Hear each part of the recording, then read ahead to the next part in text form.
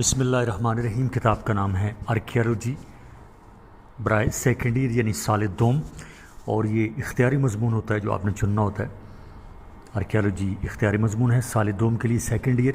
Board of intermediate and secondary education, Peshawar, Mardan, Swat, Malakand, Abbottabad, Kohat, D I Khan اور بنو کے مطابق۔ سب سے پہلے ہم دیکھتے ہیں فہرست مضامین جو اس کے ہے صفحہ نمبر 3 پر۔ نمبر شمار ہے، پھر سبق کا نام ہے اور صفحہ نمبر ہے۔ نمبر شمار میں ہے جی پہلے باب اول، سبق کا نام ہے نمبر 1 مصری تہذیب، اور یہ ہے صفحہ نمبر 5 پر۔ اس میں بے جز ہے کرناک کا مندر، صفحہ نمبر 20۔ جیم اہرام مصر، صفحہ نمبر 21۔ آگے جی باب نمبر 2 یا باب نمبر دوم، سبق کا نام ہے سمیری تہذیب، صفحہ نمبر 24 پر۔ باب سوم بابلی تہذیب، صفحہ نمبر 35۔ باب چہارم اسیری تہذیب، صفحہ نمبر 42۔ باب پنجم کلدانی تہذیب، صفحہ نمبر 47۔ باب ششم، اس میں پھر 2 جز ہیں۔ الف چینی تہذیب، صفحہ نمبر 52 پر، اور بے کنفیوشس اور اس کا مذہب، صفحہ نمبر 58۔ باب ہفتم، اس میں بھی 3 جز ہیں۔ نمبر 1 ایرانی تہذیب، صفحہ نمبر 60۔ بے زرتشت اور اس کا مذہب، صفحہ نمبر 69۔ اور جیم دارا اعظم، صفحہ نمبر 76 پر۔ باب ہشتم فونیکی تہذیب، صفحہ نمبر 79۔ باب نہم، اس میں 3 جز ہیں۔ نمبر 1 یونانی تہذیب، صفحہ نمبر 83 پر۔ بے سولن کا دور حکومت اور اصلاحات، صفحہ نمبر 86 پر۔ اور جیم پرکلیز کا عہد حکومت اور اصلاحات، صفحہ نمبر 89 پر۔ اس کا اگلا کورجز بھی ہے دال مشہور یونانی فلاسفر، صفحہ نمبر 99 پر۔ اس میں ہے سقراط، افلاطون اور ارسطو۔ باب دہم 2 جز اس میں۔ الف رومی تہذیب، صفحہ نمبر 111 پر۔ بے زوال کے اسباب، صفحہ نمبر 121 پر۔ باب یازدہم یعنی 11واں باب، اس میں 4 جز ہیں۔ نمبر 1 یا الف اسے کہہ سکتے ہیں ہم، پیونک کی جنگیں، صفحہ نمبر 124۔ بے جولیس سیزر، صفحہ نمبر 128۔ جیم آگسٹس سیرس، صفحہ نمبر 131۔ اور دال یہودی، صفحہ نمبر 134 پر۔ صفحہ نمبر 5 باب اول مصری تہذیب، ہیڈنگ سلطنت مصر۔ جدید تحقیقات سے یہ بات ثابت ہو گئی ہے کہ آج سے ہزاروں سال قبل وادی نیل قدیم تہذیب اور تمدن کا مرکز تھی، اور اس قدیم اور عظیم الشان تہذیب نے اپنے ارد گرد کی قدیم تہذیبوں پر بھی اثر ڈالا تھا۔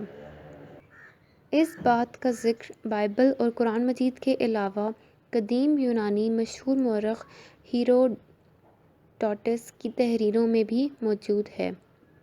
لیکن یہ حقیقت ہے کہ اس قدیم تہذیب کے بارے میں معلومات کی فراہمی کا اصل صحرا 19ویں صدی کے یورپی ماہرین آثار قدیمہ کے سر ہے۔ 19ویں صدی میں جب یورپی ماہرین آثار قدیمہ نے مصر کے مختلف حصوں میں موجود ٹیلوں اور کھنڈرات کی کھدائی کی تو زمین کی تہہ سے انہیں قدیم مصری تہذیب کا دفن ایسا خزانہ ملا جس کی وجہ سے دنیا پہلی بار اس عظیم اور قدیم ترین تہذیب سے روشناس ہوئی۔ اس قدیم ترین تہذیب کے کارناموں کو دیکھ کر آج کے جدید دور کا انسان بھی حیران رہ جاتا ہے۔ دراصل 3000 سال قبل مسیح سے وادی نیل کا پورا علاقہ ایک طاقتور شاہی خاندان کے زیر نگین آ گیا تھا، اور یہ شاہی خاندان فراعنہ مصر کے نام سے اس سرزمین پر نہایت اطمینان اور سکون سے حکومت کر رہا تھا، کیونکہ ان کو کسی قسم کے بیرونی حملے کا خطرہ نہ تھا، اور اندرونی طور پر ملک میں مکمل امن و امان قائم تھا۔ مصر میں حکمرانی کا یہ سلسلہ چھٹے شاہی خاندان کے خاتمے تک قائم رہا۔ اس طویل دور میں مصری تہذیب نے مختلف میدانوں میں ترقی کی، البتہ ساتویں خاندان کے عہد حکومت میں ہر طرف افراتفری اور بدامنی پھیل گئی تھی، لیکن 2000 قبل مسیح میں 11ویں خاندان کا منیتو ہو تب مصر کا حکمران بنا۔ یہ بڑا قابل اور منظم حکمران تھا۔ اس نے ایک بار پھر مصر کے داخلی بدامنی اور خلفشار کا خاتمہ کرکے از سر نو ایک متحدہ سلطنت قائم کی۔ اس کا دور امن و خوشحالی کا دور تھا۔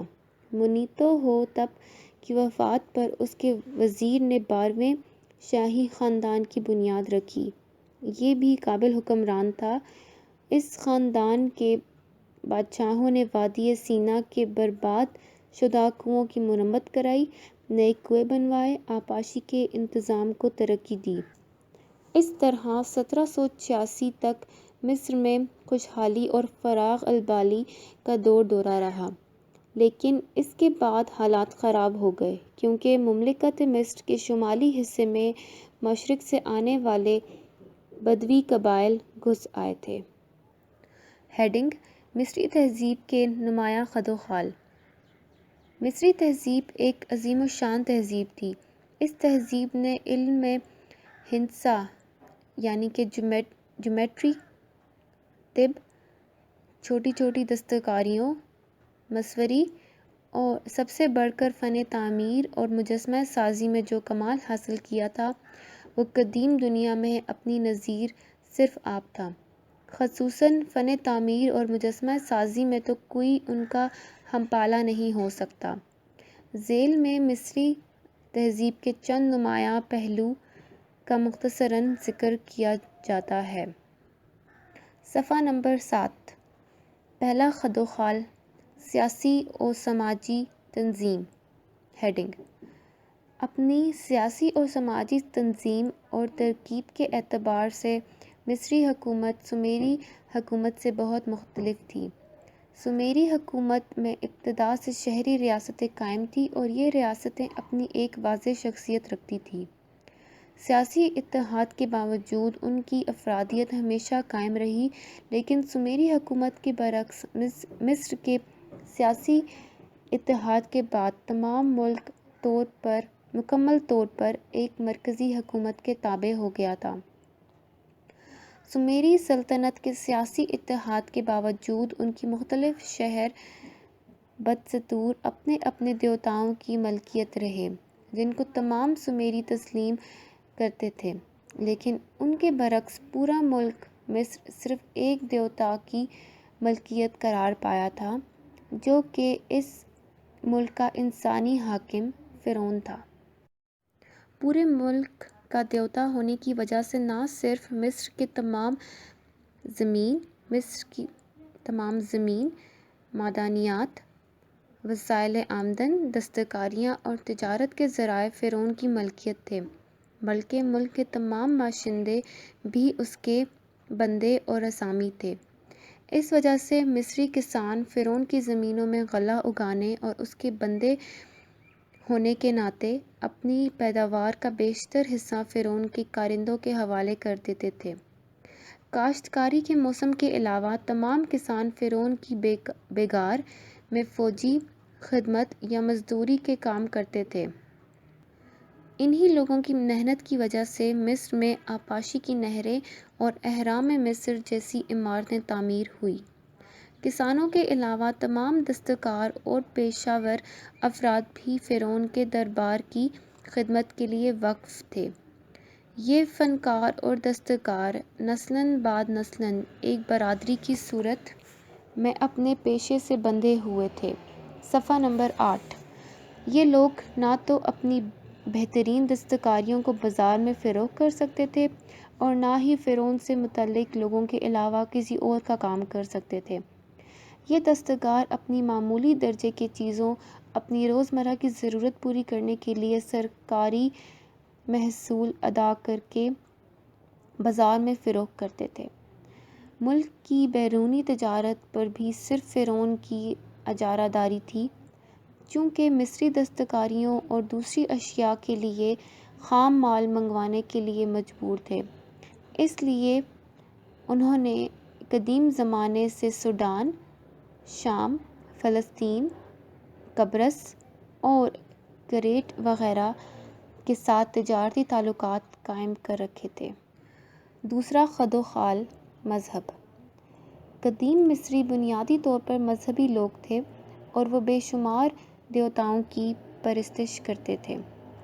مورخین نے ان کے دیوتاؤں کی تعداد 2200 بتائی ہے۔ ابتدا میں قدیم مصری نیچر میں فطرت کی پرستش کرتے تھے، مثلاً رے ان کا سورج دیوتا تھا، آسیرس دریائی دیوتا تھا، اس طرح کے بے شمار دیوتا تھے۔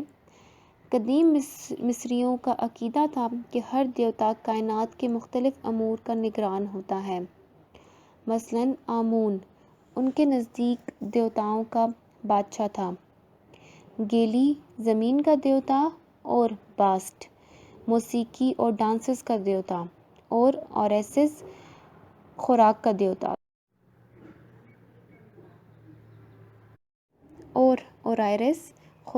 دیوتا تھا۔ مصریوں کے ان دیوتاؤں کی شکلیں بھی مختلف تھیں، مثلاً تا اور آتوم کی شکلیں سانڈوں کی تھیں، آمون کی شکل مینڈے کی تھی، اس طرح باس کی شکلیں بلی یا گیدڑ جیسی تھیں۔ صفحہ نمبر 9۔ دیوتاؤں کی پرستش کی وجہ سے ہر علاقے کے لوگوں کے اپنے مخصوص دیوتا تھے جن کی وہ پرستش کرتے تھے۔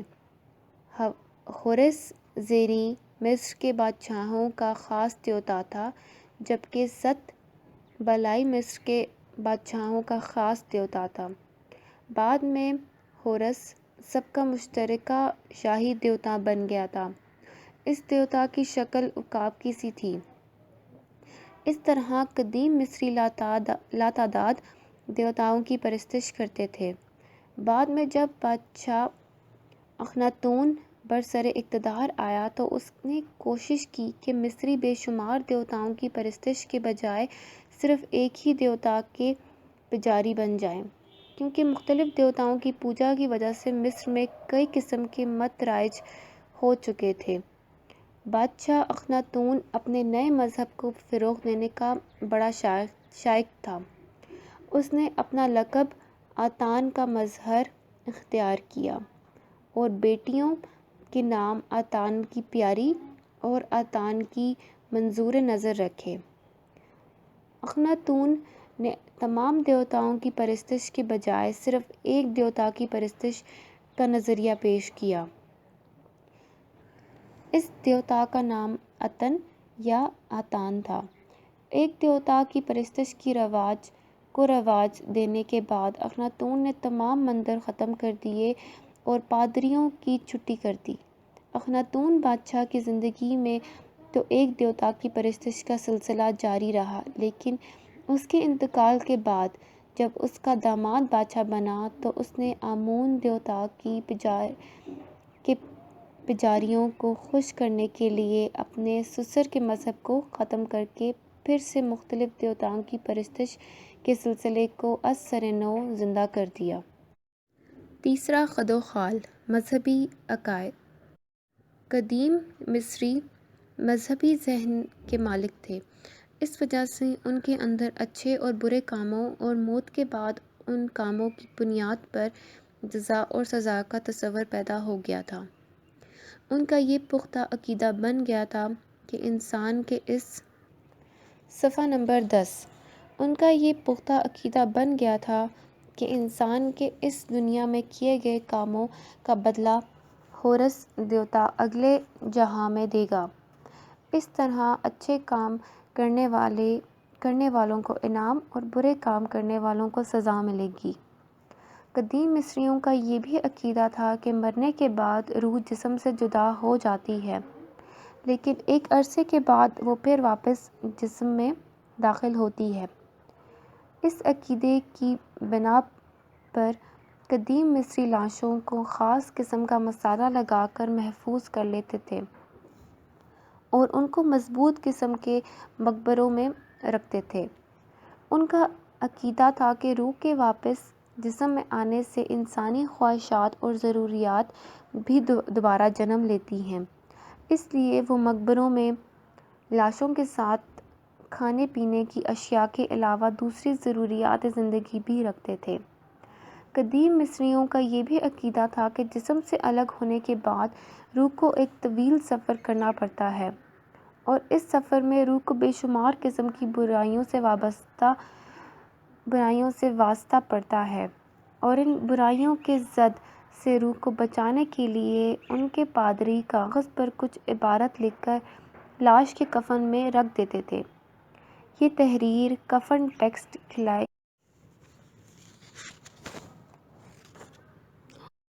کہلاتی تھی۔ چوتھا، خد و خال، فن تعمیر۔ فن تعمیر اور آرٹ میں جس قدر کمال مصریوں کو حاصل تھا وہ کسی دوسری قوم کو حاصل نہیں ہو سکا۔ خصوصاً فن تعمیر اور مجسمہ سازی میں وہ بے مثل تھے۔ لیکن یہ بات تسلیم کرنی پڑتی ہے کہ مصریوں کے آرٹ اور فن تعمیر پر بادشاہت اور مذہب کا اثر بہت نمایاں ہے۔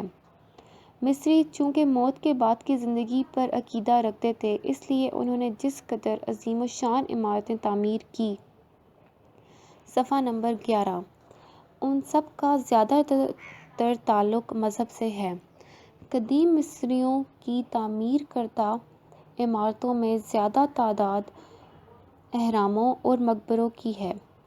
ان کے یہاں ایسی عمارتیں بہت کم ملتی ہیں جن کا تعلق مذہب سے نہ ہو۔ مصر میں فن تعمیر کا آغاز بطور ایک فن لطیف کے اس وقت سے شروع ہوتا ہے جب تیسرے حکمران خاندان کے بادشاہ زوسر کے مشیر خاص اور نگران تعمیر امہوٹپ نے پہلی بار اہرام کی شکل میں مقبروں اور عبادت گاہوں کی تعمیر میں پتھر کا باقاعدہ استعمال شروع کیا۔ اس سے پہلے کی تعمیر کردہ عمارتوں کا معیار وہ نہیں ہے جو امہوٹپ کے زیر نگرانی تعمیر کردہ عمارتوں کا ہے۔ امہوٹپ کی زیر نگرانی تعمیر کردہ عمارتوں میں مصریوں نے پہلی مرتبہ پتھروں کا استعمال کیا۔ انہوں نے پتھر کے بڑے بڑے لیکن انتہائی مہارت سے ہموار تراشے ہوئے ٹکڑوں کا جوڑا اتنا نفیس اور اس قدر استادانہ طریقے سے کیا کہ وہ آج کے ماہر سے ماہر کاریگروں کے لیے ایک چیلنج کی حیثیت رکھتا ہے۔ پتھروں کے استعمال کے ساتھ ساتھ اس دور کے مصری کاریگروں نے پہلی بار عمارتوں میں پتھر کے ستونوں کا استعمال شروع کیا، جو آگے چل کر مصری طرز تعمیر کا نہ صرف ایک اہم جز بنا بلکہ اس طرز تعمیر کے حسن کو بھی چار چاند لگانے کا سبب بنا۔ چوتھے خاندان کے عہد میں تو مصری فن تعمیر ایسے عروج کو پہنچ گیا جو کہ پھر 18ویں صدی تک انہیں حاصل نہ ہو سکا۔ چوتھے خاندان کے پہلے حکمران خوفو کا اہرامی مقبرہ قدیم مصر کی دیو پیکر عمارتوں میں اپنی مثال آپ ہے۔ یہ اہرام 5 لاکھ مربع فٹ پر تعمیر ہوا۔ اس کی بلندی 481 فٹ تک ہے۔ یہ اہرام پتھر کے انتہائی بڑے بڑے چٹان نما چوکور ٹکڑوں کا بنا ہوا ہے، صفحہ نمبر 12۔ اس اہرام کے قلب میں واضح شاہی تابوت کے حجرے تک پہنچنے کے لیے ایک تنگ راستہ ہے، جس کے علاوہ پورا اہرام بالکل ٹھوس ہے۔ ماہرین کا اندازہ ہے کہ اس اہرام کی تعمیر کے لیے کافی دور پہاڑوں سے لائے گئے ان دیو قامت پتھروں کا اوسط وزن 2.5 ٹن ہے، جبکہ بعض ٹکڑے 150 ٹن وزنی ہیں۔ اتنے وزنی ٹکڑوں کو دور دراز کے پہاڑوں سے حاصل کرنا، ان کو تعمیر کے مقام تک لانا، ان کی صحیح تراش خراش کر کے ان کی جڑائی ایسے طریقے سے کرنا کہ کہیں بھی بال برابر دراڑ نہ رہ جائے، اور پھر ان کو آج کے دور کی جدید ترین مشینوں کے بغیر سینکڑوں فٹ بلندی تک لے جانا، اور ان کی ایسی چنائی کرنا کہ آج 5000 سال گزرنے کے باوجود مضبوطی سے اپنی جگہ پر جمے ہوئے ہیں، انتہائی حیرت انگیز بات ہے، اور اس سوال کا اطمینان بخش جواب دانشور آج تک نہیں دے سکے۔ بعد کے دور میں قدیم مصریوں نے اور سینکڑوں عظیم اور حسین عمارتیں تعمیر کی، جن کے آثار آج بھی دریائے نیل کے کنارے بکھرے ہوئے مختلف کھنڈرات کی صورت میں ملتے ہیں، لیکن پہلے اہرام کی تعمیر کے کوئی 1000 سال بعد لاشوں کا محفوظ رکھنے کا یہ طریقہ متروک ہو گیا، اور ان کی جگہ ستون دار عمارتیں تعمیر ہونے لگیں۔ البتہ پتھروں کا استعمال صرف مقبروں اور عبادت گاہوں کے لیے ہی مخصوص رہا۔ اس کا ثبوت خود فرعون کا شاہی محل تھا جو اینٹوں کا بنا ہوا تھا۔ صفحہ نمبر 13۔ یہی وجہ ہے کہ آج قدیم مصریوں کا مذہبی نوعیت کی عمارتوں کے علاوہ کسی دوسری عمارت کے آثار باقی نہیں ہیں، لیکن جو کچھ آثار قدیم مصریوں کے فن تعمیر کے باقی ہیں، وہ اس بات کا منہ بولتا ثبوت ہیں کہ فن تعمیر میں کوئی دوسری قوم مصریوں سے بازی نہیں لے جا سکی۔ صفحہ نمبر 13۔ ہیڈنگ 5 مجسمہ سازی۔ فن تعمیر کی طرح مجسمہ سازی میں بھی مصری اپنا ثانی نہیں رکھتے۔ ماہرین کا کہنا ہے کہ قدیم مصریوں نے ابتدائی دور میں ہی اس فن میں وہ کمال حاصل کر لیا جن کا جواب دنیا کی کوئی دوسری قدیم تہذیب پیش نہیں کر سکتی۔ بعض ماہرین یونانیوں کو اس میدان میں مصریوں کا ہم پالہ قرار دیتے ہیں، لیکن حقیقت یہ ہے کہ قدیم یونانیوں کی مجسمہ سازی مصریوں کے مقابلے میں بعض اعتبار سے ناقص ہے۔ مثلاً یونانی صرف جسم پرست تھے، اور انسانی جسم ہی یونانیوں کے لیے خوبصورتی کے اظہار کا سب سے بہترین ذریعہ تھا، اسی لیے یونانیوں نے ممکن حد تک خوبصورت ترین مجسموں کے ذریعے اپنی جمالیاتی ذوق کا اظہار کیا، اور اس اعتبار سے یقیناً ان کا کام لاجواب اور بے مثال ہے۔ لیکن ماہرین قدیم مصریوں کو یونانیوں سے اس اعتبار سے اس میدان میں برتر تصور کرتے ہیں کہ قدیم مصری اپنے مجسموں میں جسم کے اظہار پر پوری قدرت رکھنے کے ساتھ ساتھ صاحب مجسمے کی پوری شخصیت کو ابھارنے پہ زیادہ توجہ دیتے تھے۔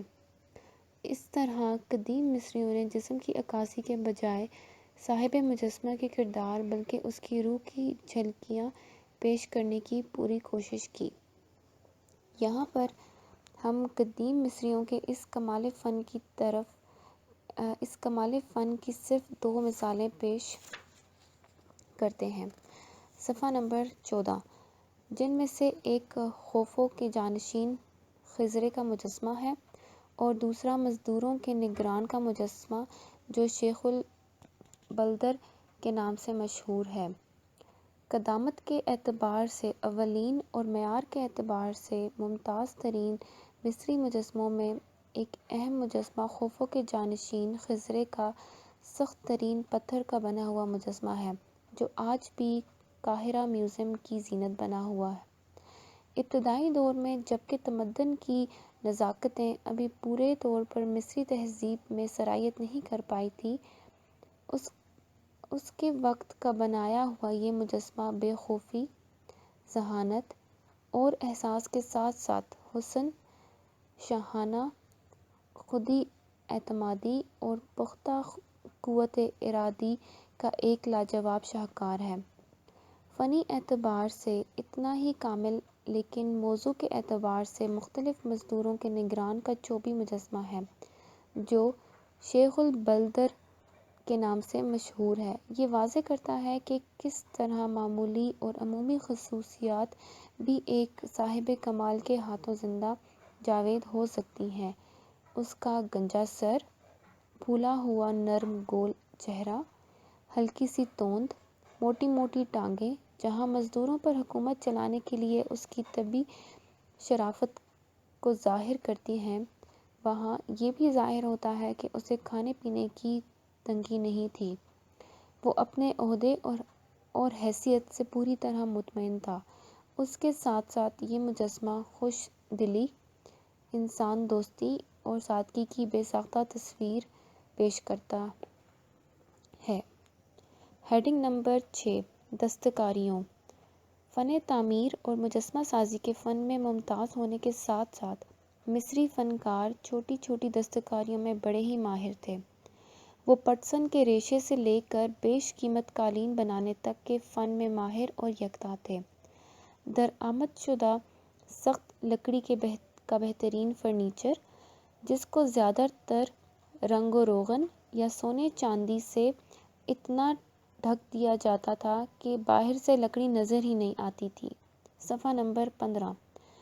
اسی طرح سنگ جراحت کے برتن، شیشے کے آلات اور سخت ترین پتھروں کو گھس گھس کر اتنے باریک کیے ہوئے پیالے کہ ان سے صاف روشنی جھلکتی ہے، زیورات کے ڈبے اور عطر دان جن پر ہاتھی دانت کے چھوٹے چھوٹے ٹکڑے لگائے ہوئے ہیں، کانسی کے ظروف، آلات موسیقی اور دوسری اشیاء ان کے کمال فن کا منہ بولتا ثبوت ہے۔ ہیڈنگ نمبر 7: علوم۔ قدیم مصریوں نے مختلف علوم میں بہت زیادہ ترقی تھی۔ اگرچہ ان کے ہاں لکھنے پڑھنے کا فن اور تمام علوم پجاریوں کے ساتھ مخصوص تھے، لیکن یہ بات یقیناً حیرت انگیز ہے کہ ان پادریوں اور پجاریوں نے اپنے طبقاتی مفادات اور روایتی تقلید پرستی کے باوجود مشاہدہ اور تجربات پر مبنی مختلف علوم میں زیادہ ترقی کی۔ مثلاً علم ہندسہ، جیومیٹری میں ان کو اس دور کے دیگر اقوام پر سبقت حاصل تھی، بلکہ بعض ماہرین کے نزدیک مصری ہی اس فن کے موجد تھے۔ اس دور کی تحریروں سے پتہ چلتا ہے کہ قدیم مصری ایک خاص فارمولے کے ذریعے اہرام کی اونچائی اور بنیاد کی پیمائش کے ذریعے سطح عمودی سے اس کا جھکاؤ نکال لیتے تھے، یا کسی تکون کی اونچائی سے اس کی بنیاد کو ضرب دے کر اس کا رقبہ نکال سکتے تھے۔ لیکن ماہرین کے بقول سب سے حیرت کن بات یہ ہے کہ بغیر الجبرا سے واقف ہوئے وہ چوکور بنیاد والے اہرام کے ناقص مخروط کا حجم نکال سکتے تھے۔ قدیم مصریوں کو شمسی کیلنڈروں کا بھی موجد مانا جاتا ہے، جس کی اصلاح شدہ شکل آج ہم انگریزی کیلنڈر کی صورت میں استعمال کر رہے ہیں۔ صفحہ نمبر 16۔ ابتدا میں مصری عوام اپنا سال دریائے نیل کی سالانہ طغیانی سے شروع کرتے تھے، لیکن کبھی کبھار اس طغیانی کے وقت میں چند دنوں کا فرق آ جاتا تھا، جو حساب دانوں اور سرکاری کاغذات کے ذمہ داروں کے لیے باعث تشویش تھا۔ اس مسئلے کے حل کے لیے قدیم مصریوں نے فلکیات کے مشاہدوں سے بہت پہلے یہ معلوم کر لیا تھا کہ طغیانی نیل کے آغاز سے قبل سورج کے طلوع سے کچھ پہلے ایک ستارہ طلوع ہوتا ہے، جس کا نام شوری ستارہ ہے۔ اس ستارے کے طلوع ہر سال ٹھیک اسی وقت اور اسی دن ہوتا ہے، اس لیے نیل کی طغیانی کے مقابلے میں سال شروع کرنے کے لیے یہ زیادہ صحیح ہے۔ اسی لیے انہوں نے پھر اپنے سال کے آغاز کے لیے اس ستارے کے طلوع کا دن مقرر کیا۔ البتہ یہ ضرور ہے کہ مصریوں نے نیل کی طغیانی کے حساب سے پہلے سے اپنا سال 365 دن کا مقرر کر رکھا تھا، جبکہ حقیقت میں زمین کی گردش 365 دن اور 6 گھنٹے میں مکمل ہوتی ہے۔ اس لیے مصریوں کے حساب سے ہر سال ستارہ 6 گھنٹے بعد نکلتا تھا۔ اس طرح 4 سال میں یہ فرق پورے ایک دن کا ہو جاتا تھا، اور 1460 سال میں پورے ایک سال کا فرق پڑ جاتا ہے۔ مصری اپنے کیلنڈر کی اس خامی سے واقف تھے۔ لیکن انہوں نے اسے دور کرنے کی کوشش نہیں کی۔ اس کی اصلاح بعد میں رومی حکمران جولیس کیسر کے دور میں ہوئی۔ جولیس کیسر کے حکم سے ہر 4 سال بعد ایک دن بڑھا دیا گیا۔ صفحہ نمبر 17 ہیڈنگ 8 علم طب۔ علم ہندسہ کی طرح فن طب میں بھی قدیم مصری اپنے عہد کی دوسری اقوام سے بہت آگے تھے۔ اس کی ایک بڑی وجہ تو یہ تھی کہ ان کے عقیدے کے مطابق مرنے کے بعد روح جسم سے جدا ہو جاتی ہے، لیکن ایک عرصے بعد وہ پھر واپس آ کر جسم میں داخل ہو جاتی ہے۔ اس مقصد کے لیے ان کے نزدیک جسم کو حنوط کر کے محفوظ رکھنا ضروری تھا۔ ان کے جسموں کو حنوط کرنے کا یہ عمل اس قدر ترقی یافتہ تھا کہ آج 5000 سال بعد بھی جو لاشیں مقبروں سے نکالی گئی ہیں وہ آج تک اصل حالت میں ہیں۔ ظاہر ہے کہ اس عمل کو انجام دینے کے لیے انسانی جسم اور اس کی اندرونی ساخت سے متعلق معلومات ضروری تھیں۔ مصریوں نے اس فن میں مہارت حاصل کر لی تھی۔ عملِ جراحی سے متعلق ان کے جو مسودات ملے ہیں اس میں تشریح الاوضاع سے متعلق تقریباً 100 سے اوپر اصطلاحیں ملتی ہیں، جن سے معلوم ہوتا ہے کہ مصری ان مختلف اوضاع اور رگ پٹوں کو الگ الگ پہچانتے تھے۔ اس کے علاوہ امراض کی تشخیص، طریقہ علاج اور دواؤں سے متعلق بھی ان کی تحریریں ملی ہیں، جن سے پتہ چلتا ہے کہ وہ مرض کی تشخیص اور علاج میں تعویذ، گنڈوں اور جادو ٹونے وغیرہ کا سہارا نہیں لیتے تھے، بلکہ یہ کام سائنسی بنیادوں پر کرتے تھے۔ وہ مختلف بیماریوں کے علاج کے لیے مختلف قسم کی جڑی بوٹیاں استعمال کرنے لگے تھے۔ جو جڑی بوٹی جس مرض کے علاج کے لیے مفید ہوتی تھی اس کا نام، خواص اور طریقہ علاج لکھ لیتے تھے۔ ہیڈنگ نمبر 9 فن تحریر۔ قدیم مصریوں کا ایک کارنامہ فن تحریر کی ایجاد بھی ہے۔ ابتدا میں قدیم مصری تصویری نشانات کو اپنے خیالات کے اظہار کے لیے استعمال کرتے تھے، مثلاً آدمی کے پاؤں کی تصویر یا کھڑے ہونے کے اظہار کے لیے استعمال ہوتی تھی۔ صفحہ نمبر 18 جبکہ پانی اور آنکھ کی تصویر سے مراد رونا ہوتا تھا۔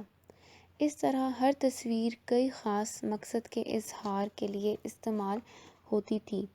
بعد میں مصریوں نے تحریر کے لیے حروف تہجی ایجاد کیے جو تعداد میں 24 تھے۔ تحریر کے لیے سیاہی اور کاغذ ضروری تھا۔ مصریوں نے سیاہی اور کاغذ بھی ایجاد کیے۔ سیاہی تیار کرنے کے لیے وہ پانی اور سبزیوں کی گم وغیرہ ملاتے تھے۔ فن تحریر کی ایجاد سے ان کی تجارت اور کاروبار پر کافی اثر پڑا، کیونکہ اس کی ایجاد سے ان کے لیے چیزوں کا ریکارڈ آسان ہو گیا۔ ہیڈنگ نمبر 10 ادب۔ فن تحریر کی ایجاد سے ادب کی تخلیق کا کام شروع ہوا۔ قدیم مصریوں نے جو ادب تخلیق کیا وہ زیادہ تر مذہبی نوعیت کا تھا۔ اس کے علاوہ انہوں نے ریاضی، ادویات، تاریخ اور دوسرے موضوعات پر لکھا۔ ان کی تحریریں کفن ٹیکسٹ اور بک آف گیٹس زیادہ مشہور ہیں، جو مردے کے کفن کے اندر لکھ کر رکھی جاتی تھی۔ Heading number 11 science. قدیم مصریوں نے سائنس کے میدان میں بعض اہم کام انجام دیے۔ سائنس کے بجائے وہ ریاضی اور جیومیٹری کے زیادہ ماہر تھے۔ ان علوم کو وہ زرعی زمینوں کی پیمائش اور اہراموں کی ساخت اور ان کی تعمیرات کا حساب کتاب لگانے کے لیے استعمال کرتے تھے۔ ان علوم میں ترقی کی وجہ سے قدیم مصریوں نے ہی سب سے پہلے علم ریاضی میں تقسیم اور تفریق کے طریقے ایجاد کیے اور اشاریہ نظام بھی رائج کیا۔ جبکہ جیومیٹری میں مصریوں نے مثلث، چوکور اور مربع جیسی شکلوں کو ایجاد کیا۔ اس علم کی ترقی کا ثبوت ان کے تعمیر کردہ مثلث اہرام ہیں۔ صفحہ نمبر 19 ہیڈنگ 12 صنعت و حرفت۔ قدیم مصریوں نے صنعت و حرفت میں کافی ترقی کی تھی۔ انہوں نے کئی قسم کی صنعتیں قائم کر لی تھیں، جن میں تانبے کے اوزار، زیورات اور کئی دوسری چیزیں تیار کی جاتی تھیں۔ مٹی سے خوبصورت گھریلو استعمال کے برتن بناتے تھے۔ وہ کپڑا بنانے کا فن بھی جانتے تھے۔ صنعت و حرفت میں ترقی کے ساتھ ان کی تجارت نے بھی ترقی کی تھی۔ اشیاء کے تبادلے کے لیے ملک کے اندر مارکیٹیں قائم تھیں۔ بیرونی تجارت کے لیے وہ بحری جہاز اور گدھے استعمال کرتے تھے۔ کئی دوسرے ممالک کے ساتھ ان کی تجارت تھی۔ وہ دوسرے ممالک سے لکڑی کے ہتھیار، گھوڑے اور مویشی درآمد کرتے تھے، جبکہ غلہ اور کھجور برآمد کرتے تھے۔ ان کی تجارت عراق، حبشہ اور شام کے ساتھ تھی۔ ہیڈنگ نمبر 13 زراعت۔ مصر میں زراعت نے بہت نمایاں ترقی کی۔ اس کا سب سے بڑا سبب مصر کا مشہور دریائے نیل ہے۔ مصر کی ترقی اور خوشحالی میں اس دریا کا کردار بنیادی اہمیت کا حامل ہے۔ اسی لیے مشہور مورخ ہیروڈوٹس نے دریائے نیل کو مصر کے لیے ایک تحفہ قرار دیا ہے۔ مصر کی زرخیزی اسی دریا کے مرہون منت ہے۔ ہر سال اس دریا میں جب سیلاب آتا ہے تو ساحلی زمینیں میلوں تک اس دریا کے سیلابی پانی کے نیچے آ جاتی، اور جب سیلابی پانی اترتا ہے تو ساحلی علاقوں میں زرخیز مٹی کی ایک تہہ اپنے پیچھے چھوڑ جاتا ہے۔ اس مٹی کی وجہ سے دریائے نیل کے ساحلی علاقوں کی زمین نہایت زرخیز ہے اور زراعت کے لیے نہایت موزوں ہے۔ اس میں قسم قسم کی فصلیں اگتی ہیں۔ مصریوں نے اس زرخیز زمین سے فائدہ اٹھانے کے لیے زراعت کے طریقوں کو ترقی دی۔ صفحہ نمبر 20 آبپاشی کے لیے نہریں نکالیں۔ کھیتی باڑی کے لیے سادہ مشینوں سے کام لیا، جس کی وجہ سے زراعت کے میدان میں انہوں نے خوب ترقی کی۔ دوسری فصلوں کے لیے کپاس ان کی سب سے اہم اور مشہور فصل ہے۔ باب اول حصہ ب کرناک کا مندر۔ قدیم مصری بنیادی طور پر مذہبی قسم کے لوگ تھے اور ان کے ہاں ابتدا ہی سے بادشاہی نظام قائم رہا۔ اس لیے مصریوں نے شاہی محلات کے علاوہ جو عمارتیں تعمیر کی وہ زیادہ تر مندروں پر مشتمل تھیں۔ مندر کو وہ خدا کا گھر تصور کرتے تھے اور اس کو بڑی محنت اور دلچسپی سے تعمیر کرتے تھے۔ اس طرح قدیم مصریوں نے بے شمار اہرام اور مندر تعمیر کیے۔ ان کے تعمیر کردہ مندروں میں سے ایک نہایت عالی شان اور خوبصورت مندر کرناک مندر ہے، جو مصری فن تعمیر کا ایک شاہکار ہے۔ یہ مندر اپنی شان و شوکت، مضبوطی اور پائیداری میں اپنی مثال آپ ہے۔ اس مندر کی تعمیر 200 سال کے عرصے میں مکمل ہوئی۔ اس کی تعمیر کا آغاز ابتدائی عہد کے حکمرانوں کے زمانے میں شروع ہوا اور مختلف بادشاہوں کے زمانے میں اس کی تکمیل کا سلسلہ جاری رہا۔ یہ مندر ایک وسیع رقبے پر پھیلا ہوا ہے۔ اسی مندر کے سامنے والے حصے میں ایک بڑا ہال بنایا گیا، جس کی چھت تو اب موجود نہیں، البتہ اس کے بڑے بڑے ستون اب بھی موجود ہیں۔ یہ ستون جس مہارت سے بنائے گئے ہیں، ان سے قدیم مصریوں کی ہنرمندی کا واضح ثبوت ملتا ہے۔ صفحہ نمبر 21 مندر کا بڑا ہال جو ہے وہ پتھر کے ستونوں کی کئی قطاروں پر مشتمل ہے۔ ہر قطار میں 16 ستون ہیں۔ ان ستونوں میں سے بعض کی بلندی 70 فٹ سے بھی زیادہ ہے۔ ان میں سے بعض ستون تو اتنے بڑے ہیں کہ جن کے اوپر بیک وقت تقریباً 100 آدمی کھڑے ہو سکتے ہیں۔ ان ستونوں پر نہایت اعلیٰ درجے کی نقش نگاری اور تصویر کشی بھی کی گئی ہے۔ یہ نقش و نگاری اور تصویر کشی جہاں آرٹ کے میدان میں ان کی مہارت کا ثبوت پیش کرتی ہے، وہاں اس سے ان کے رسم و رواج، تہذیب و تمدن، مذہبی عقائد اور سماجی زندگی کی بھی عکاسی ہوتی ہے۔ مختصراً یہ کہ کرناک کا مندر قدیم مصریوں کے فن تعمیر کا ایک زبردست شاہکار ہے۔ باب اول، حصہ ج، سبق کا نام اہرام مصر، صفحہ نمبر 21۔ فن تعمیر میں قدیم مصریوں نے جو زبردست ترقی کی تھی، اس کی مثال ان کے تعمیر کردہ اہرام ہیں، جو صدیاں گزرنے کے باوجود آج بھی اپنی اصل حالت میں موجود ہیں۔ یہ عظیم الشان عمارت دیکھ کر آج کے جدید دور کا انسان حیران و پریشان رہ جاتا ہے اور بے اختیار ان کے بنانے والوں کے فن کی داد دینے لگتا ہے۔ اہرام ایک ایسی ٹھوس بلند عمارت ہوتی ہے جو عموماً اینٹوں اور پتھروں سے بنائی جاتی ہے۔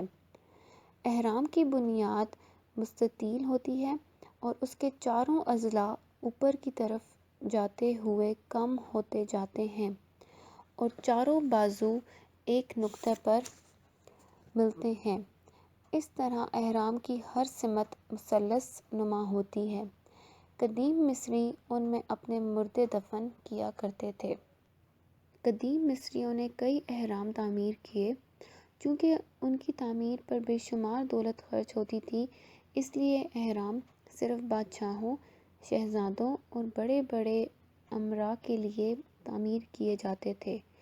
ان اہراموں کی تعمیر کا مقصد صرف یہ ہوتا تھا کہ ان میں بادشاہوں اور امراء کی ممی شدہ لاشیں اور ان کا ساز و سامان جو ان کے پاس ہوتا تھا رکھا جاتا تھا، کیونکہ قدیم مصری موت کے بعد دوبارہ کی زندگی پر یقین رکھتے تھے۔ مصر میں اہراموں کی تعمیر کا سلسلہ اس وقت شروع ہوا جب مصر پر فرعونہ مصر کا دوسرا خاندان حکمران تھا۔ اس خاندان کے ایک حکمران خاصے خموئی کے بیٹے نزوسر نے اپنے وزیر اعظم امہوتپ کے زیر نگرانی پہلا سیڑھیوں والا اہرام تعمیر کرایا تھا۔ اس اہرام کے ارد گرد 5000 گز لمبی اور 3000 گز چوڑی دیوار تعمیر کرائی گئی تھی۔ اس دیوار کے اندر برآمدہ تھا جس میں 48 ستون تھے۔ ہر ستون کی گولائی 3 فٹ اور اونچائی 16 فٹ تھی اور ان ستونوں پر پچی کاری کے کام سے نقش و نگار بنائے ہوئے تھے۔ اس اہرام کی یہ شان ظاہر کرتی ہے کہ پتھر سے عمارتیں بنانے کا کام بہت پہلے سے شروع ہو چکا تھا۔ دوسرے اور تیسرے خاندان کے فرعونہ مصر نے اور بھی اہرام بنوائے جو فن تعمیر کی تدریجی ترقی کا اظہار کرتے ہیں۔ خصوصاً چوتھے خاندان کے بادشاہ خوفو نے غزہ میں جو اہرام بنوایا اس کا شمار عجائبات عالم میں ہوتا ہے۔ اس اہرام کا ہر پہلو 755 فٹ طول رکھتا ہے۔ اس کے تینوں پہلو اس صحت کے ساتھ برابر ہیں کہ ان میں 1 انچ کا فرق بھی نہیں۔ پتھر کی سلیں اس خوبی سے جوڑی گئی ہیں جیسے اینک ساز شیشے جوڑتا ہے۔ غزہ کا اہرام سب اہراموں سے بلند ہے۔ صفحہ نمبر 23۔ غزہ کا اہرام جسے عجائبات دنیا میں شمار کیا جاتا ہے، یہ 481 فٹ بلند اور 755 فٹ چوڑا ہے۔ کہا جاتا ہے کہ اس کی تعمیر پر 1 لاکھ انسانوں نے 20 سال کا عرصہ لگایا۔ اس کی تعمیر میں لاکھوں بھاری سلیں استعمال کی گئی جن میں سے ہر ایک کا وزن 2.5 ٹن کے برابر ہے۔ سب سے بھاری پتھر کا وزن 150 ٹن بتایا گیا ہے۔ اہرام کی دیواروں کو خوبصورت تصاویر سے سجایا گیا ہے۔ یہ اہرام واقعی ایک عجوبہ ہے۔ عزیز طلبہ، یہ آڈیو ریکارڈنگ آپ کے لیے ہیومینیٹیرین ڈیولپمنٹ آرگنائزیشن ایبٹ آباد کے ذریعے اہتمام کی گئی۔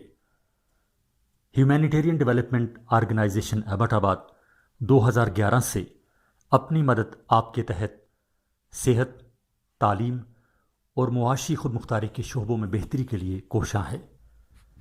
ادارہ نے نہ صرف خیبر پختونخوا بلکہ ملک بھر کے نابینا طلباء کی تعلیمی مشکلات اور رکاوٹوں کو دور کرنے کے لیے ایف اے تا ماسٹرز لیول کی نصابی کتب اور کورسز، جن میں علامہ اقبال اوپن یونیورسٹی کے کورسز بھی شامل ہیں، کو آڈیو ریکارڈنگ میں منتقل کرنے کا اہتمام کیا ہے، تاکہ نابینا طلباء اعلیٰ تعلیم تک رسائی حاصل کر کے ملک و قوم کی ترقی اور خوشحالی میں اپنا بھرپور کردار ادا کر سکیں۔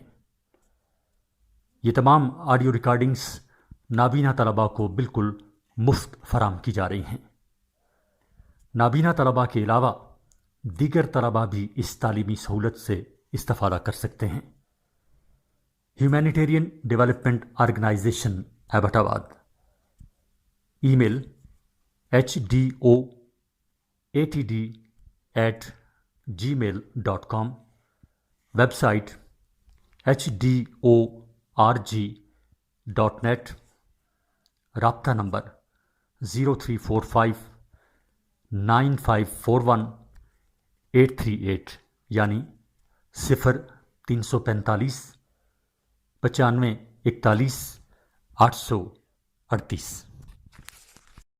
صفحہ نمبر 24، باب دوم، سومیری تہذیب۔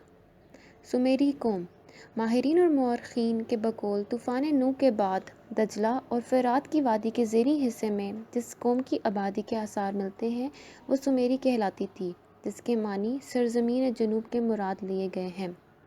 ان لوگوں کو یہ نام سومیری عراق کے سرزمین کے جنوبی حصے میں آباد ہونے کی وجہ سے ملا، یا یہ نام اس وجہ سے دیا گیا کہ یہ لوگ جنوب کی سمت سے آ کر اس سرزمین میں آباد ہوئے تھے۔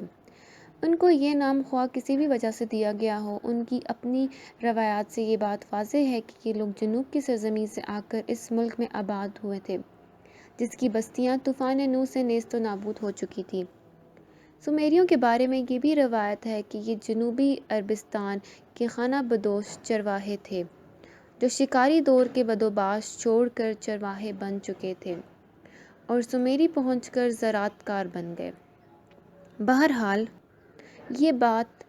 یہ تسلیم شدہ بات ہے کہ سومیری قوم مختلف اقوام کے امتزاج سے بنی تھی جو اس علاقے میں مختلف اوقات میں آتی رہیں۔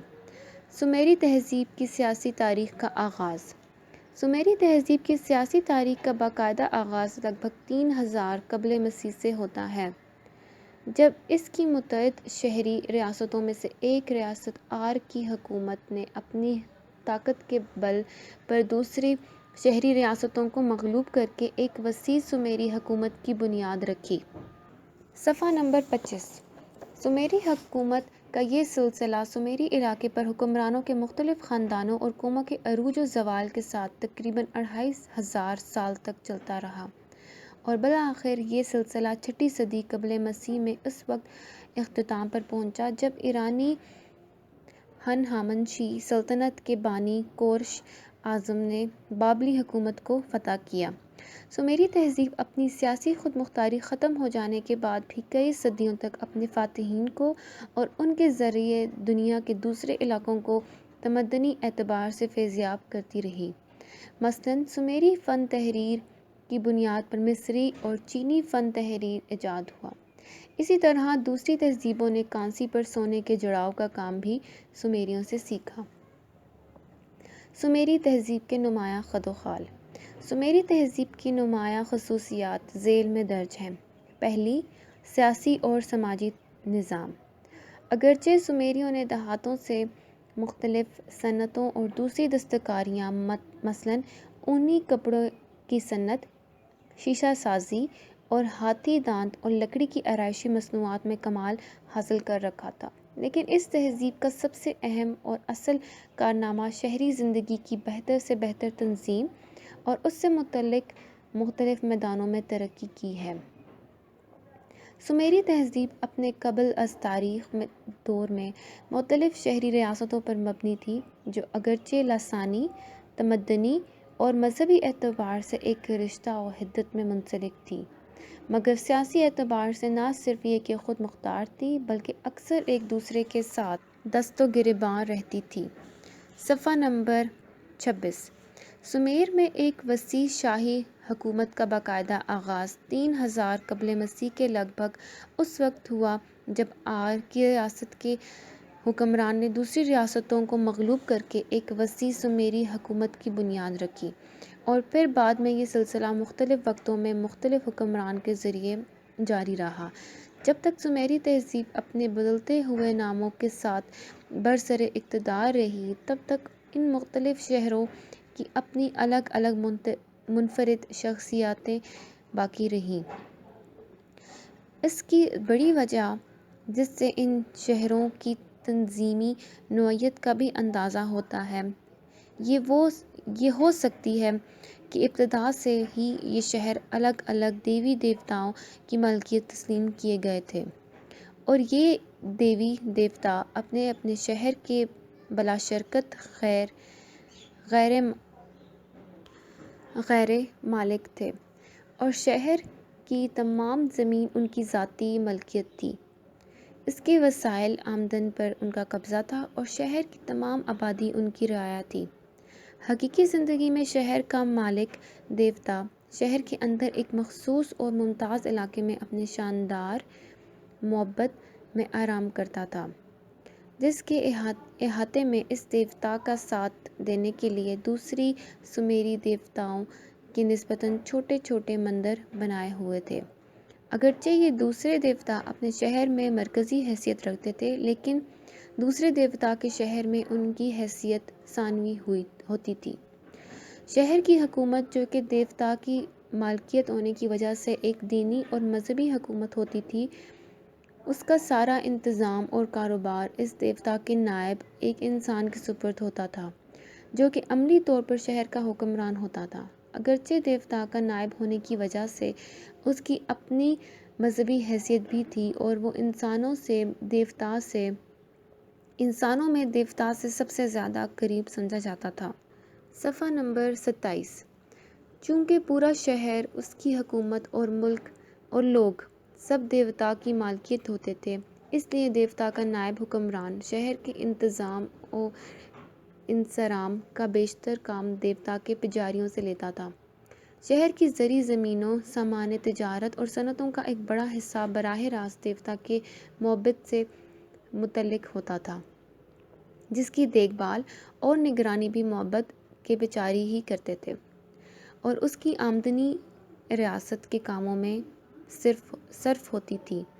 بقیہ زرعی زمین اور وسائل آمدنی دیوتا کی طرف سے شہر کے لوگوں کو عطیۃً دیے ہوتے تھے، جس سے وہ ٹیکس ادا کرتے ہوئے فائدہ اٹھا سکتے۔ دوسری خصوصیت، تجارت۔ سومیریوں نے تجارت کے میدان میں زبردست ترقی کی تھی۔ اگرچہ ان کی زمینیں انتہائی زرخیز تھیں اور آبپاشی کے لیے نہری نظام بھی قائم تھا، اس لیے ان کی زمین اناج کی پیداوار کے لیے بے مثال تھی، لیکن اناج، جنگلات، معدنیات اور مختلف دھاتوں کے علاوہ ان کا ملک ہر چیز سے عاری تھا۔ اس لیے سومیریوں کو اپنی ترقی پذیر تہذیب کی رنگا رنگ ضروریات پورا کرنے کے لیے اناج کے علاوہ تقریباً تمام خام مال اور دوسرے نوادرات دوسرے علاقوں سے حاصل کرنے پڑتے تھے۔ اس ضرورت نے ابتدا ہی سے ان کو دوسرے علاقوں کے ساتھ تجارتی تعلقات قائم کرنے پر مجبور کر دیا، جس میں وقت گزرنے کے ساتھ ساتھ اس قدر ترقی ہوئی کہ بین الاقوامی تجارت کا ایک باقاعدہ نظام بن گیا، جس کے لیے سومیری تہذیب میں مفصل قوانین وضع کیے گئے۔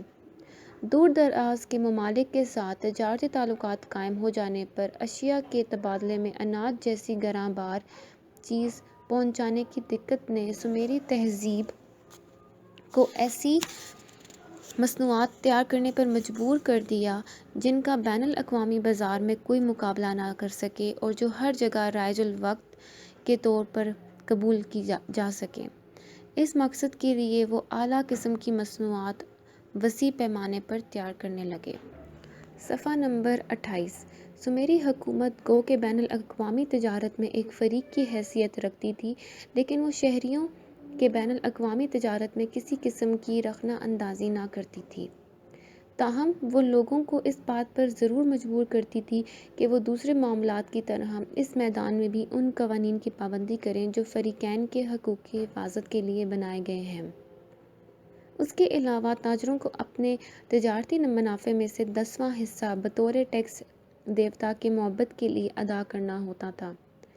اس کے علاوہ تجارت کے معاملے میں سومیری قانون شدت سے معاہدوں کے لیے ادا کرنا ہوتا تھا۔ اس کے علاوہ تجارت کے معاملے میں سومیری قانون شدت سے معاہدوں کی تحریر اور رسیدوں کی موجودگی پر اصرار کرتا تھا، جن کے بغیر مدعی کے لیے اپنے حق کا مطالبہ وزن کھو دیتا تھا۔ سومیریوں کی تجارت دور دراز کے علاقوں تک پھیلی ہوئی تھی اور زیادہ تر تجارت خشکی کے راستے صرف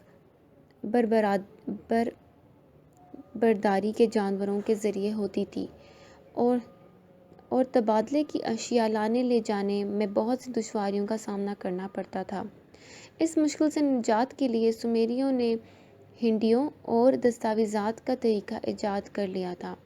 اس ایجاد کی بدولت کسی تاجر کے خط کی بنا پر جو مٹی کی تختیوں پر تحریر ہوتا تھا، وہ دراز کے شہروں میں اس کے ایجنٹ متعلقہ تاجر کو مطلوبہ جنس یا اس کا بدل ادا کر دیتے تھے۔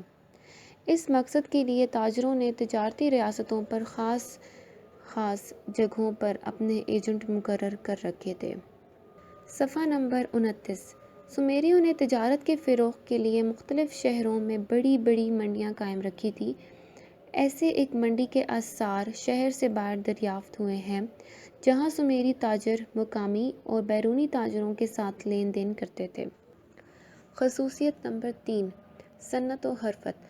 سومیریوں نے صنعت و حرفت کے میدان میں بھی بڑی ترقی کی تھی، چونکہ انہوں نے اپنی ضروریات پوری کرنے کے لیے تجارت کو فروغ دیا تھا، اور تجارت کو فروغ اسی صورت میں ممکن تھا جب ان کی صنعت ترقی یافتہ ہو۔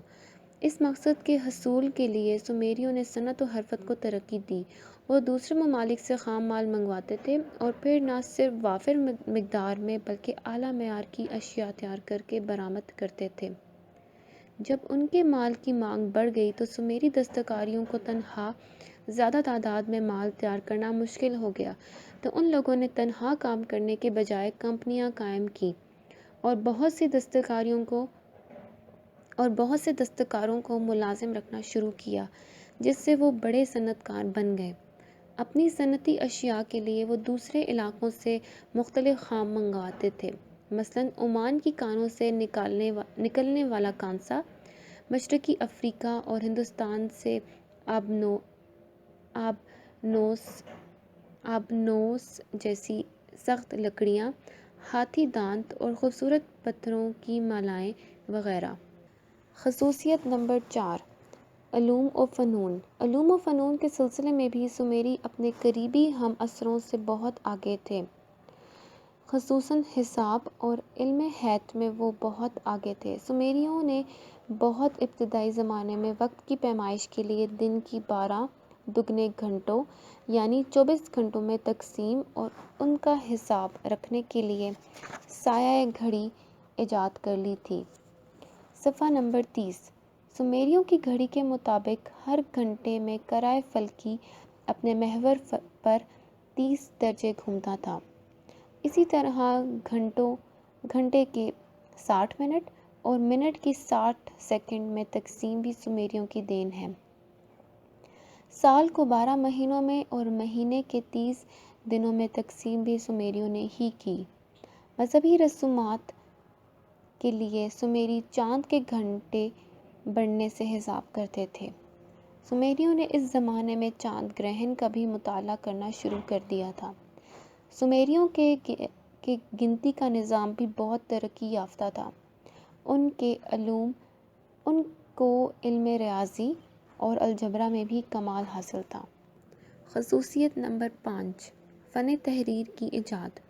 سومیریوں نے مختلف علوم و فنون، تجارت اور تمدنی زندگی میں جس قدر ترقی کی، ان سب کی روح رواں فن تحریر کی ایجاد تھی، اور فن تحریر کی ایجاد سومیریوں کا سب سے بڑا کارنامہ ہے۔ ابتدا میں دوسری اقوام کی طرح سومیری بھی اظہار خیال کے لیے اپنے مصورانہ صلاحیتوں کا سہارا لیتے تھے، لیکن شکلوں، تصویروں اور علامتوں کے ذریعے چیزوں کی نشاندہی کو تحریر نہیں کیا جا سکتا، کیونکہ یہ تصویریں نہ تو مختلف حرکات، خصوصیات اور خیالات ادا کر سکتی تھیں اور نہ ہی اپنے آپ میں کوئی پوری بات ظاہر کرنے کی صلاحیت رکھتی ہیں، لیکن یہی تصویریں انسان کی تمدنی اور ذہنی زندگی میں ایک انقلابی قدم کے بعد تحریر کا درجہ اختیار کر گئی اور تصویری رسم الخط کی بنیاد بنی، اور یہ کارنامہ سومریوں نے انجام دیا۔ سومریوں کے ہاتھ دنیا کا پہلا تصویری رسم الخط ایجاد ہوا اور یہی فن تحریر کا آغاز تھا۔ سومریوں کا ایجاد کردہ فن تحریر، جو ابتدا میں حساب کتاب، خصوصاً معبودوں کے اندر نذرانوں اور ان کی جاگیر و آمدنی کی یادداشتیں رکھنے کی کوشش میں ترقی پانا شروع ہوا تھا۔ صفحہ نمبر 31۔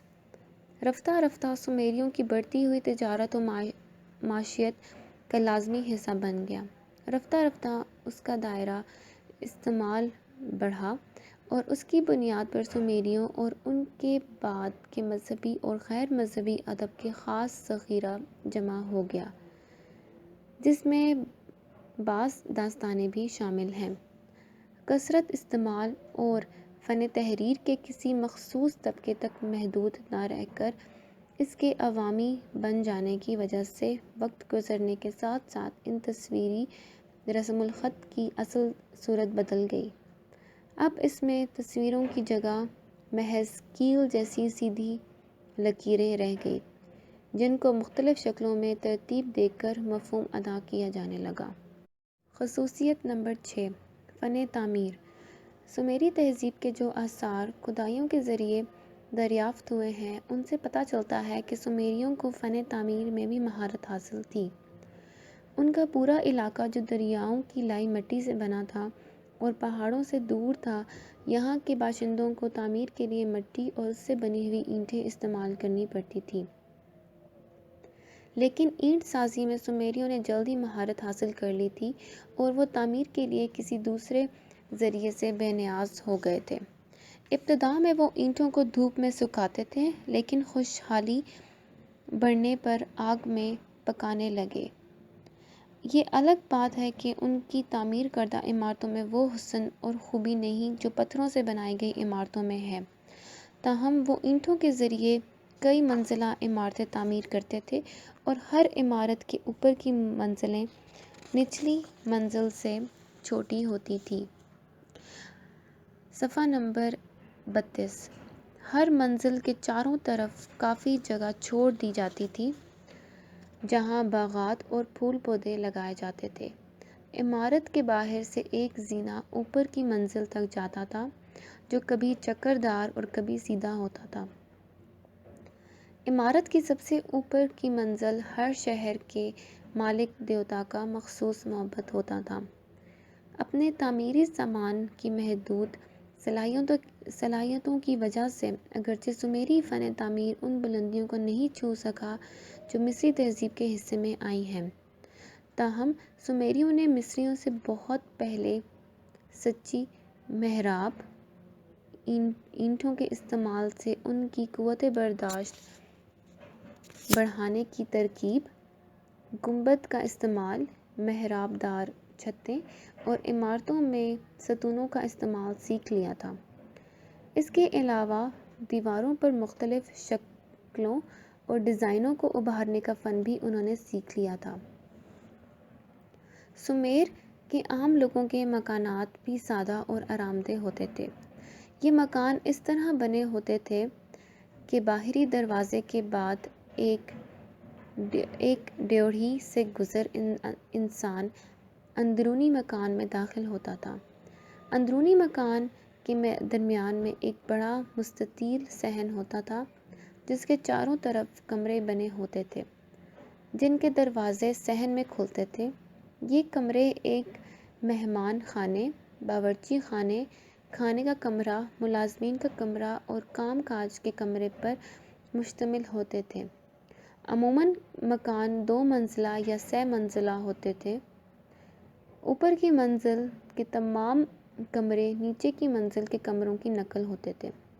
ہر مکان کے پیچھے ہر گھر کا چھوٹا سا مندر اور خاندانی مقبرے ہوتے تھے۔ مکان مالک کی حیثیت کے مطابق چھوٹے بڑے اور کچی اور پکی اینٹوں کے بنے ہوتے تھے۔ عموماً مکانوں کی پہلی منزل پکی اینٹوں کی اور اندرونی دیواریں 3-4 فٹ تک پکی اینٹوں کی بنی ہوتی تھی۔ البتہ علاقے کی آب و ہوا کی وجہ ان کے مکانوں میں کھڑکیوں کا رواج نہیں تھا۔ خصوصیت نمبر 7: زراعت۔ سومیری زراعت پیشہ تھے اور زراعت کے شعبے میں انہوں نے کافی ترقی کی تھی۔ اس کی کئی وجوہات تھیں۔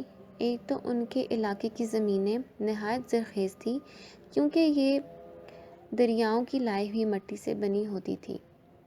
دوسری وجہ آبپاشی کا نظام تھا۔ سومیریوں نے کھیتوں کو سیراب کرنے کے لیے نہری نظام قائم کر رکھا تھا، اس لیے وہ زیادہ سے زیادہ اناج پیدا کرتے تھے کیونکہ ابتدا میں وہ تجارت کے لیے اپنی ضروریات کی اشیاء کی خریداری کے لیے تبادلے کے طور پر اجناس دیتے تھے۔ خصوصیت نمبر 8: قانون سازی۔ سومیری قوم کافی تہذیب یافتہ تھی اور قانون سازی کے طریقے سے واقف تھی، اس لیے انہوں نے قانون سازی بھی کی اور زندگی کے ہر شعبے سے متعلق ان کے قوانین موجود تھے۔ خصوصاً ان کے ہاں قصاص یعنی بدل کا قانون موجود تھا۔ کاروبار اور لین دین کے لیے ان کے قوانین موجود تھے۔ ٹیکس کی ادائیگی کا قانون موجود تھا۔